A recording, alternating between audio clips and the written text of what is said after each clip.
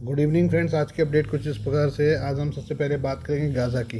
Gaza युद्ध खत्म होते ही भारत और इसराइल आईएमएफ गलियारे पर काम शुरू करने को तैयार बैठे हैं। इसे लेकर इजरायली विदेश मंत्री गिदोन सार ने भारत का दौरा भी किया है, जहां उनकी मुलाकात विदेश मंत्री एस जयशंकर से हुई है।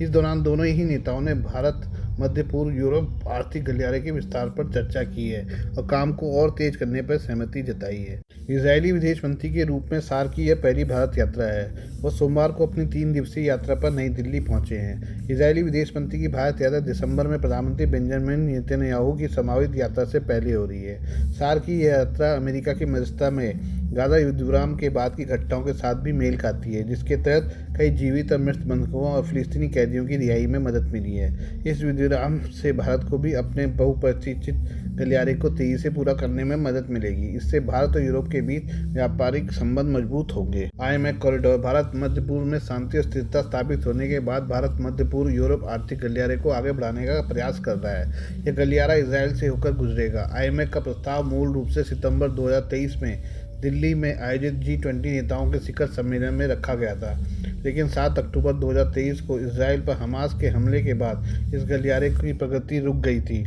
इसराइल पर हमास के हमले में 1200 लोग मारे गए और लगभग 250 बंधक बनाए गए। इसके बाद इसराइल ने गाज़ा पर हमला कर दिया। गाज़ा में इसराइल और हमास के बीच लगभग 2 साल तक युद्ध चला, जिसमें 68,000 से अधिक फिलिस्तीनी मारे गए। अब अमेरिका की मध्यस्थता में दोनों पक्ष एक शांति योजना पर सहमत हुए हैं, जिससे इस गलियारे पर नई सिरे से प्रगति का मार्ग प्रशस्त हुआ है। आईएमएफ का लक्ष्य भारत और अरब प्रायद्वीप के बीच समुद्री संपर्क को मजबूत करना है। साथ ही संयुक्त अरब अमीरात के बंदरगाहों से सऊदी अरब और जॉर्डन होते हुए इसराइल के हाइफा बंदरगाह तक चलने वाली तेज गति वाली ट्रेनों का विकास करना है।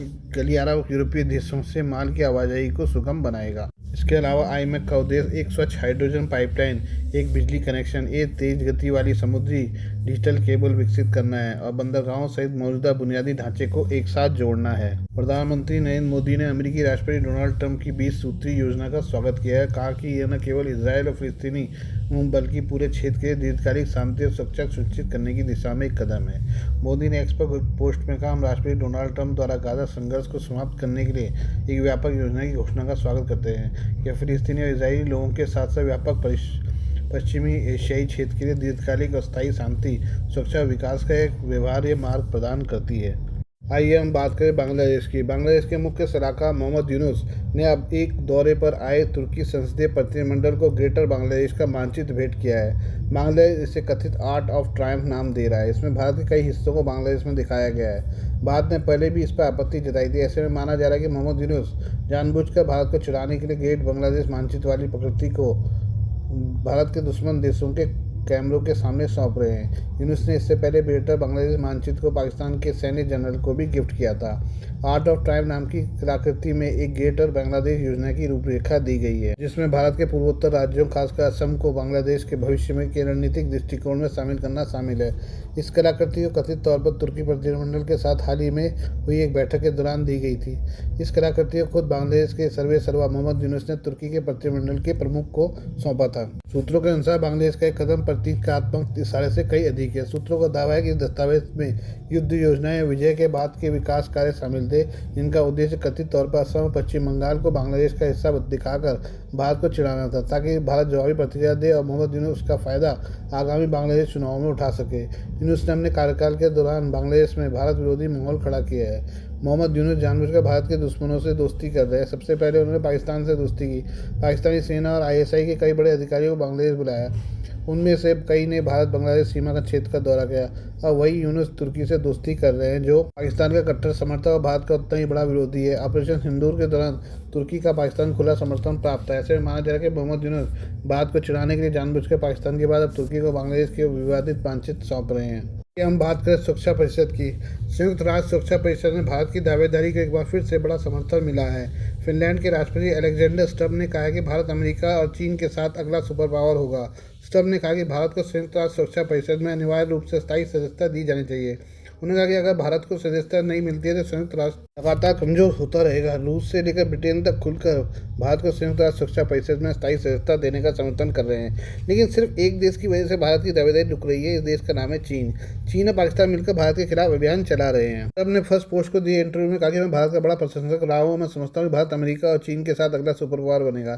फिनलैंड के राष्ट्रपति ने कहा कि भारत इस समय दुनिया की किसी एक ताकत के साथ रिश्ता बनाने की बजाय सभी प्रमुख देशों के साथ अच्छे रिश्ते बना रहा है। यह पूरी तरह से समझ आता है भारत के आकार, देशों के साथ संबंध और क्षमता को स्वीकार करते हुए ट्रंप ने कहा कि भारत जो करता है वह दुनिया के लिए काफी मायने रखता है। फिनलैंड के राष्ट्रपति ने कहा कि फिनलैंड के लिहाज से विश्व व्यवस्था की बात करें तो उसका मानना है कि बहुपक्षवाद और भारत का संयुक्त राष्ट्र में भूमिका बढ़ाना जरूरी है। उन्होंने कहा कि अगर भारत को सुरक्षा परिषद का स्थायी सदस्य नहीं बनाया जाता तो संयुक्त राष्ट्र कमजोर होता रहेगा। उन्होंने कहा, मैंने महासभा में 2 बार इसे कहा है। मैं चाहता हूं कि संयुक्त राष्ट्र सुरक्षा परिषद का विस्तार किया जाए, इसके सदस्यों की संख्या को कम से कम दोगुना किया जाए। यह गलत है कि भारत जैसे देश सुरक्षा परिषद के स्थायी सदस्य नहीं है। स्टब ने कहा कि मैंने सुझाव दिया कि हमें एक सदस्य लैटिन अमेरिका, 2 सदस्य अफ्रीका, 2 सदस्यों को एशिया से बनाना चाहिए।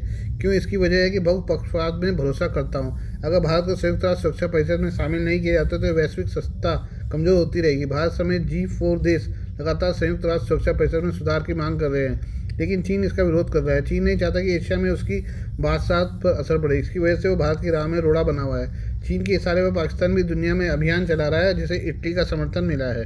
कनाडा सरकार की तरफ से हाल ही में अंतर्राष्ट्रीय छात्र वीजा पर लगाई गई पाबंदियों का सबसे ज़्यादा असर भारतीयों पर पड़ा है। सरकारी आंकड़ों के मुताबिक जो कनाडा पहले भारतीय छात्रों की पहली पसंद हुआ करता था, अब वहाँ आवेदन स्वीकृति दोनों में भारी गिरावट देखी जा रही है। न्यूज एजेंसी रॉयटर्स के मुताबिक कनाडा ने अस्थायी प्रवास पर लगाम लगाने और छात्र वीजा में हो रहे फर्जीवाड़े को रोकने के लिए 2025 की शुरुआत में लगातार दूसरे साल पढ़ाई के लिए दिए जाने वाले परमिट की संख्या घटाई है। अगर 2025 में भारतीय छात्रों के करीब 74% वीजा आवेदन स्वीकृत कर दिए गए, जबकि पिछले वर्ष इसी अवधि में ये दर लगभग 32% थी। यानी पहले जहां हर 3 वीज़ा आवेदनों में से एक खारिज हो रहा था, तो वहीं अब 4 आवेदनों में से 3 खारिज किए जा रहे हैं। कुल मिलाकर देखा जाए तो सभी देशों के लगभग 40% अध्ययन वीज़ा आवेदन खारिज किए गए हैं, जबकि चीन के छात्रों के लिए दर 24% रही है। भारतीय आवेदनों की कुल संख्या भी अगस्त 2023 के 20,900 से घटकर अगस्त 2025 में केवल 4,505 रह गई है, यानी लगभग 5 गुना की गिरावट। पिछले 10 वर्षों से ज़्यादा समय तक कनाडा भारतीय छात्रों का सबसे बड़ा गंतव्य रहा है, लेकिन अब कनाडा में भारतीय छात्रों की संख्या में कमी आनी शुरू हो गई है। यह स्थिति दोनों देशों के बीच 2023 में उस समय उपजे कूटनीतिक तनाव के बाद और बिगड़ी, जब तत्कालीन प्रधानमंत्री जस्टिन ट्रूडो ने भारत पर एक कनाडाई नागरिक की हत्या में शामिल होने का आरोप लगाया था। भारत की तरफ से इन आरोपों को सिरे से खारिज कर दिया गया था। इसके बाद से ही दोनों देशों के रिश्तों में गिरावट दर्ज की गई। 2023 में कनाडाई अधिकारियों ने लगभग 1550 फर्जी स्वीकृत पन्नों के साथ किए गए अध्ययन वीज़ा आवेदनों का भंडाफोड़ किया था। इनमें से अधिकतर मामले भारत से जुड़े पाए गए थे। इसके बाद से वीज़ा जांच प्रक्रिया को और कड़ा किया गया। साथ ही छात्रों के लिए आर्थिक पात्रता सीमा बढ़ाई गई। रिपोर्ट्स के मुताबिक नई प्रणाली के जरिए बीते साल 14,000 फर्जी स्वीकृत पत्रों के जरिए अध्ययन वीज़ा के लिए किए गए आवेदनों की बात सामने आई है। कनाडा के ओटावा स्थित भारतीय दूतावास ने बड़ी अस्वीकृत दर को स्वीकार किया। हालांकि यह भी कहा गया कि अध्ययन वीज़ा जारी करना कनाडा का अधिकार क्षेत्र है। दूतावास ने कहा कि दुनिया के सर्वश्रेष्ठ प्रतिभाशाली छात्र भारत से आते हैं और कनाडाई संस्थानों ने हमेशा उनके शैक्षणिक उत्कृष्टता का फायदा लिया। इससे पहले कनाडा की विदेश मंत्री अनीता आनंद ने रॉयटर्स को दिए साक्षात्कार में कहा कि सरकार अपने आवेदन तंत्र की साख को लेकर चिंतित है, लेकिन वो भारतीय छात्रों की उपस्थिति को जारी रखना भी चाहती है। शिक्षा सलाहकारों का कहना है कि अब जांच पहले से कई अधिक सख्त हो गई है और अधिकारी छात्रों की आर्थिक और शैक्षणिक प्रमाणों की गहराई से जाँच करते हैं। बॉर्डर पास नामक वीज़ा सहायता संस्था के माइकल पिएत्रो कार्लो ने बताया कि अब केवल बैंक स्टेटमेंट देना काफ़ी नहीं है, बल्कि छात्रों को पैसों का स्रोत का विस्तृत विवरण भी देना पड़ता है। इस बीच CBC न्यूज़ की रिपोर्ट के अनुसार ओटावा अब भारत और बांग्लादेश से जुड़ी वीज़ा धोखाधड़ी की चिंताओं को देखते हुए अस्थायी वीज़ा के समूहों को रद्द करने के नए अधिकार मांग रहा है।